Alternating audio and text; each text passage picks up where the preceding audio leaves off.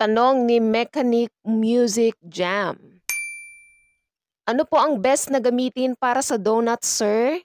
Ang tanong niya ay sa video ng shortening lard, margarine, oil, at butter.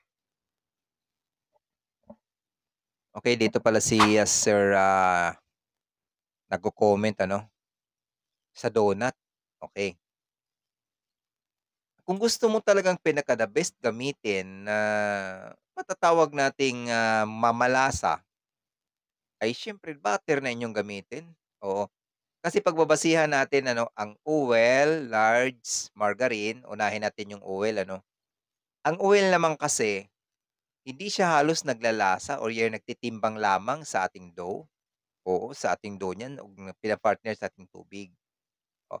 Ngayon diyan naman sa ating large, gano'n pa rin, ayan naman, hindi siya smooth 'pag large ang inyong gagamitin. Oh, oo, wala bukod na sobrang tabang, mag-a-adjust pa kayo ng, asin. Pagdating naman sa ating margarine, okey lang 'pag ang margarine natin ay premium, oo, ang premium margarine. Kapag gagamitan niyo ng margarine na ordinary lamang, lilitaw yung, amoy ng ating margarine o yung lasa ng ating margarine, lilitaw diyan sa ating donut, okey? Ngayon naman, para sa akin na sa paggamit ko pinakamasarap ding gamitin ay butter, pero yun na may partial lamang. Halimbawa, ang timbang sa inyong, ang timbang sa inyong recipe sa 1 kilo, naglalagay kayo halimbawa ng 60 to 100 ml or 100 grams na butter ay na oil. Maglalagay lang kayo ng butter ng 75. Okay, 'yan lang inyong gagamitin, wag niyo na lang ipantay do'n kasi bukod na pricey ang butter, ayan na may, ah, malawak ang, naaabot ng kanyang lasa ano, dahil sa 1 kilo lang naman.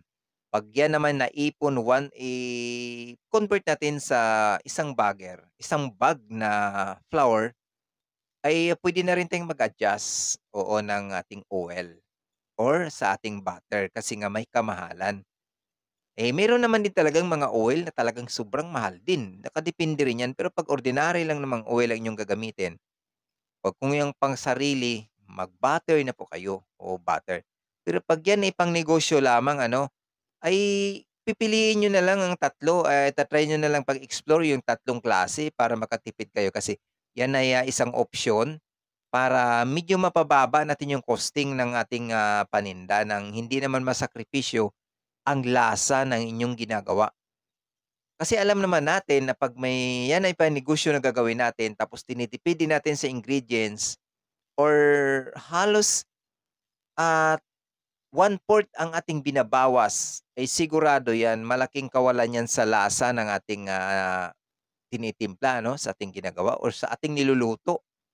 O kasi ang capacity kasi 'pag halimbawa lumampas ka na dun sa 1/4 na inyong ibabawas, ay nag-iiba na, nag-iiba.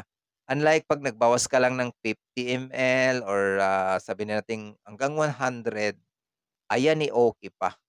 O ay okey pa yung ganiyang, bawas. Kaya tingnan-tingnan din nating mabuti ang ating, binebenta ano. Halimbawa, kasi kung 'yan ay kulang na at malaking nawawala doon sa kanyang recipe dahil tinitipid natin at hindi kinaya ng costing, magdagdag na lang po kayo ng presyo sa inyong negosyo or sa per pieces na inyong binebenta. Kaysa liitan pa natin ng liitan ng ingredients na nawawala na yung quality. O, ay hindi naman tayo nakatira sa ibang lugar or halimbawa halimbawa natin ang China ano na puro quantity ang kanilang priority. Oo, pero, di ko sinabing lahat ha, pero dito kasi sa atin mas maganda yung quality. Kasi maaarte yung mga Pilipino, 'di ba maarte yung mga Pilipino, kabilang na tayo diyan. Para bang, marami tayong masasabi once na meron tayong natikman, meron tayong napapansin, gano'n lang talaga, normal lang 'yan. Kaya sana nakakatulong ako sa inyo na i-adjust lang ng konti ang inyong ginagamit.